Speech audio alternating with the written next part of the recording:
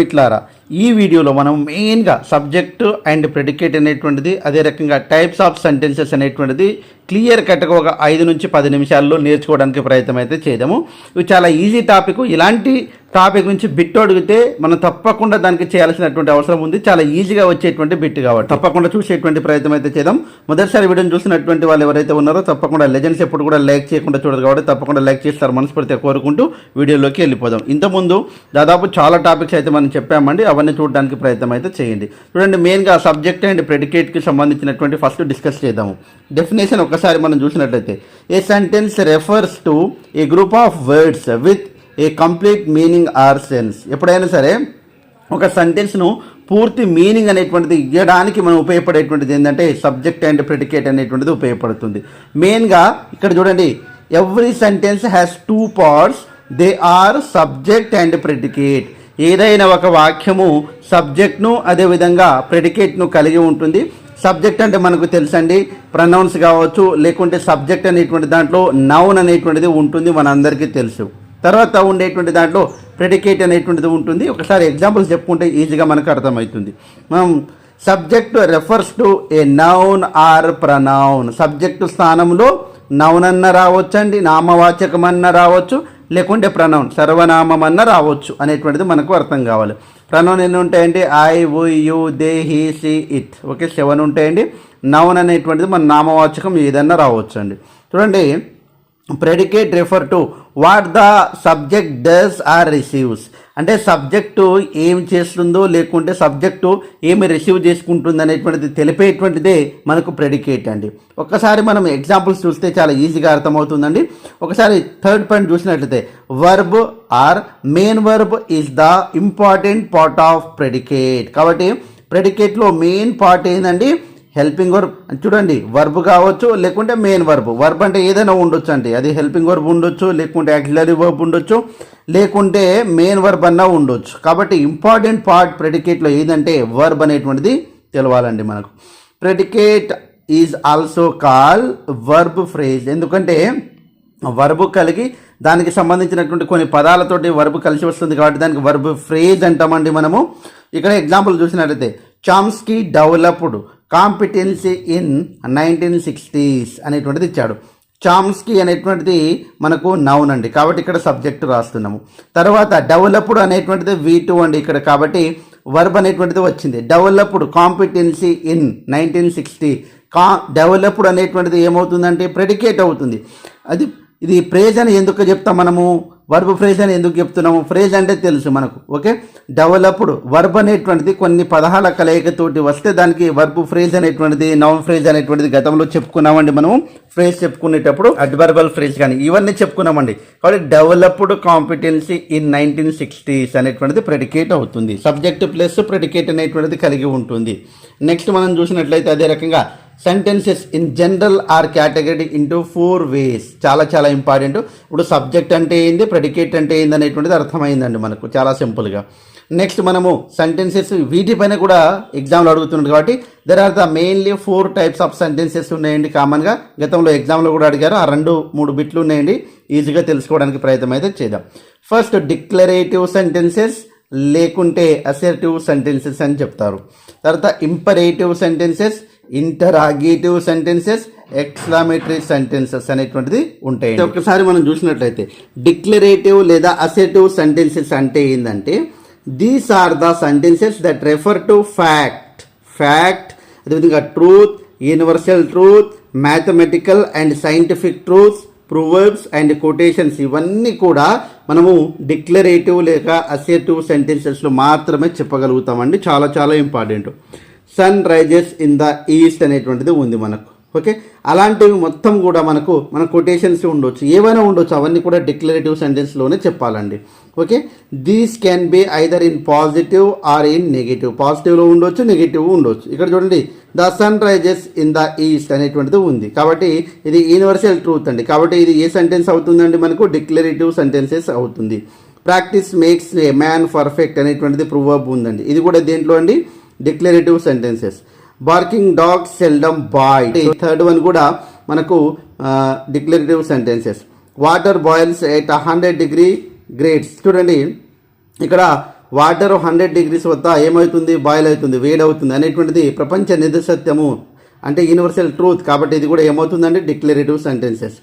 Light travels faster than sound, sound కంటే కాంతి అంటే లైట్ ఎక్కువ ట్రావెల్ చేస్తుంది ఫాస్ట్గా అనేటువంటిది చెప్తుంది డిక్లరేటివ్ సెంటెన్సెస్. అంటే ఇప్పుడు మనకు అర్థం కావాల్సింది ఏంటంటే డిక్లరేటివ్ లేకుంటే అసర్టివ్ సెంటెన్సెస్ అనేటువంటిది మనకు ఫ్యాక్ట్స్ అనేటువంటిది, ట్రూత్స్ అనేటువంటిది, యూనివర్సల్ ట్రూత్ అనేటువంటిది, సైంటిఫిక్ కావచ్చు, మ్యాథమెటికల్ ట్రూత్ అనేటువంటిది, ప్రూవర్బ్స్ అనేటువంటిది, కొటేషన్స్ అనేటువంటిది మనకు దీంట్లో చెప్పగలుగుతాం అనేటువంటిది తెలిస్తే సరిపోతుంది. నెక్స్ట్ సెంటెన్స్ చూసినట్లయితే కామన్గా the imperative sentences very very important అండి. This are also called subjectless sentences. అంటే సబ్జెక్టు ఉండదండి, మనం సబ్జెక్టు ప్రెడికేట్ చెప్పుకున్నాం కదా, అందులో సబ్జెక్టు లేకుండా మనం ఏదైతే స్టేట్మెంట్ ఇస్తామో అక్కడికి వెళ్ళు, ఇక్కడికి రా, తిన్నావా అనేటువంటి చెప్తుంటాం కామన్గా. అంటే సబ్జెక్టు ఉండదు, అంటే అక్కడ సబ్జెక్టు లెస్ అనేటువంటి సెంటెన్సెస్ ఉంటాయండి. Okay, this sentence that refer to commands అంటే కొద్దిగా ఆర్డర్స్ ఇవ్వడం కానీ అవన్నీ కూడా. హోల్డ్ యువర్ టంగ్, ఓకే, నోరు మూసుకో అని చెప్తాం కదా, అది మనకు ఇంపరేటివ్ సెంటెన్సెస్ అవుతుంది. ఇంపరేటివ్ అంటే సబ్జెక్ట్ లెస్ సెంటెన్సెస్ అనేటువంటిది పక్కనే రాసుకోవాలండి. మనకు సబ్జెక్ట్ లెస్ సెంటెన్సెస్ అనేటువంటిది పక్కనే రాసుకుంటే ఈజీగా మనం ఐడెంటిఫై చేయవచ్చు. ఇంకా ఎగ్జాంపుల్ చూసినట్లయితే get out of the class, class నుంచి బయటికి వెళ్ళు అనేటువంటిది మన యొక్క కమాండ్, కాబట్టి అది కూడా ఇంపరేటివ్ సెంటెన్సెస్కు ఎగ్జాంపుల్ అవుతుంది. Please close the door, request చేసినా కానీ మనం ఏమవుతుందండి, అది ఇంపరేటివ్ సెంటెన్సెస్కు ఎగ్జాంపుల్ అవుతుంది. Go to the store, okay, స్టోర్కి వెళ్ళండి. మే గాడ్ బ్లెస్ యూ అంటే బ్లెస్సింగ్స్ ఇచ్చేటప్పుడు కూడా ఇంపరేటివ్ సెంటెన్సెస్ అనేటువంటిది మనము కన్సిడర్ చేయాలండి. కంగ్రాచులేషన్స్, గుడ్ మార్నింగ్ అనేటువంటిది సబ్జెక్ట్ లెస్. ఇక్కడ సబ్జెక్ట్ ఉన్నాయండి, ఇక్కడ చూడండి సబ్జెక్ట్ ఉన్నాయా, లేవు. కాబట్టి subjectless sentences are all the subjectless sentences are example of imperative sentences అండి. కాబట్టి చాలా ఈజీగా అయితే మనకు అర్థం కావాలి, ఇక్కడ సబ్జెక్ట్ అనేటువంటిది లేదు అనేటువంటిది గుర్తుపెట్టుకోవాలి. తర్వాత interrogative sentences very very important అండి. థర్డ్ వన్, నేను టైప్స్ ఆఫ్ సెంటెన్సెస్లో మళ్ళీ ఒక 6 రకాలు చెప్పిన టైప్స్, ఇక్కడ ఏంటంటే ఇంపార్టెంట్ ఏవో అవే క్విక్ రివిజన్ కోసం చెప్తున్నానండి. చూడండి, these are the sentences that refer questions. Interrogation అనేటువంటి చెప్తాము, ఇంటరాగేషన్ చేశారు వాళ్ళకు అంటే క్వశ్చన్స్ వేశారండి. These questions can be close ended, close ended అంటే yes or no questions, and or open ended అంటే WH క్వశ్చన్, WH క్వశ్చన్లతో ఉంటే ఓపెన్, ఓకే. అదేవిధంగా ఎస్ఆర్ నో క్వశ్చన్స్ అనేటువంటిది ఉంటేనేమో close questions, okay. This end with question mark, కాబట్టి question mark తోటి end అవుతుంది. We go to example here, is it working now అనేటువంటిది క్వశ్చన్ మార్క్ తోటి ఉంది, కాబట్టి interrogative sentences. Interrogative sentences always ends with question mark, okay, here like this. Interrogative sentences మీకు క్లియర్గా అర్థమైంది అనుకుంటున్నాను. తర్వాత ఎక్స్క్లామేటరీ సెంటెన్సెస్ అండి. తర్వాత these are the sentences that express some sudden surprise, happiness, doubt, shocks. Exclamation mark అనేటువంటిది ఉంటుంది. Exclamation mark ఆశ్చర్యార్థకానికి గురి చేసేటువంటి సంఘటనలకు ఇక్కడ సింబల్ అండి ఇలా ఉంటుంది. కాబట్టి సడన్గా కలిగేటువంటిది, సడన్గా ఎవరైనా జారిపడ్డారు, సడన్గా ఎవరు అనుకోకుండా మనం ఎక్స్పెక్ట్ చేయలేదు, యంగ్ వయసులో ఉన్నాడు చనిపోయాడు, అరే చనిపోయాడా, అరే పాపం అనేటువంటి సడన్గా ఎక్స్ప్రెస్ అనేటువంటిది మనం చేస్తూ ఉంటాము. అలాంటి పదాలన్నీ ఎక్స్క్లమేటరీ సెంటెన్సెస్కి ఎగ్జాంపుల్స్ అండి. ఒకసారి చూసినట్లయితే మనము what a pleasant surprise, exclamation mark, exclamation mark, exclamation mark, exclamation mark, okay. What a wonderful idea you got, అబ్బా ఎంత అద్భుతమైన ఐడియా వచ్చింది నీకు. How interesting the story was, అబ్బా ఎంత ఇంట్రెస్ట్గా ఉండే ఆ స్టోరీ.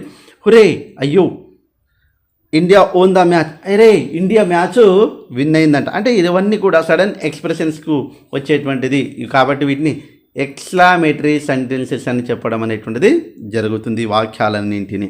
ఒక్కసారి మన ప్రీవియస్ బిట్స్ చూసినట్లయితే గో టు ద స్టోర్, నేను 2-3 ఎందుకు చెప్తున్నానంటే ఇప్పుడు ఎమ్మడే విని ఎమ్మడే చేయమంటే ఈజీగా చేసేస్తారు, కానీ ఈ బిట్స్ అన్నీ కూడా నేను ఒకసారి మోడల్ గ్రాండ్ టెస్ట్ అనేటువంటి చేసేటప్పుడు ఎక్కువ ఇస్తాను. ఎందుకంటే ఇప్పుడే టాపిక్ చెప్పి 4 సెంటెన్సెస్ టైప్స్ నేర్చుకొని చేయమంటే ఈజీగా ఎవరైనా చేస్తారండి.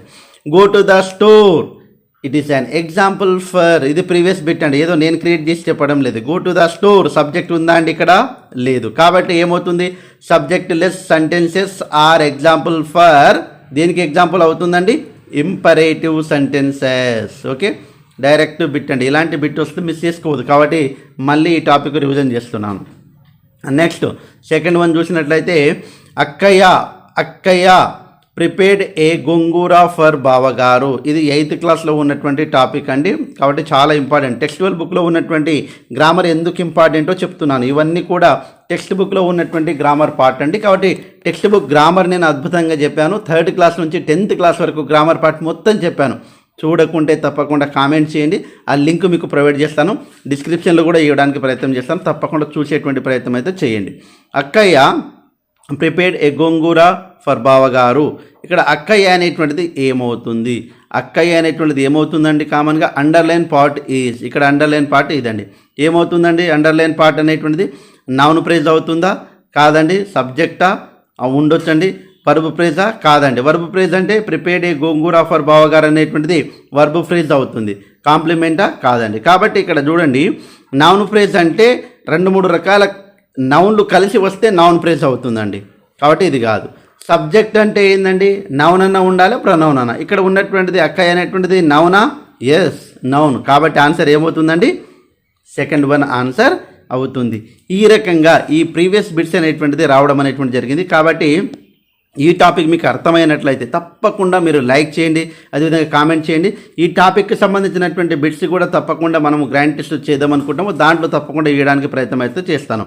లెజెండ్స్ ఎప్పుడు కూడా మీరు నా కోసం చేసేటువంటిది లైక్ మాత్రమే, కాబట్టి తప్పకుండా లైక్ చేయండి. చాలామంది చూస్తున్నారు కానీ లైక్ ఇవ్వడం లేదు. ఈ వీడియోకి అయితే నేను 500 లైక్స్ అయితే ఎక్స్పెక్ట్ చేస్తున్నాను. తప్పకుండా లైక్ చేసి అదేవిధంగా ఎల్లవేళలా శ్రీను ఇంగ్లీష్ క్లబ్ అనే యూట్యూబ్ ఛానల్ మీకు తోడుగా ఉంటుందని మనస్ఫూర్తిగా కోరుకుంటూ ముగిస్తున్నాను. Jai Hind. Thanks for watching. All the best. Bye. See you.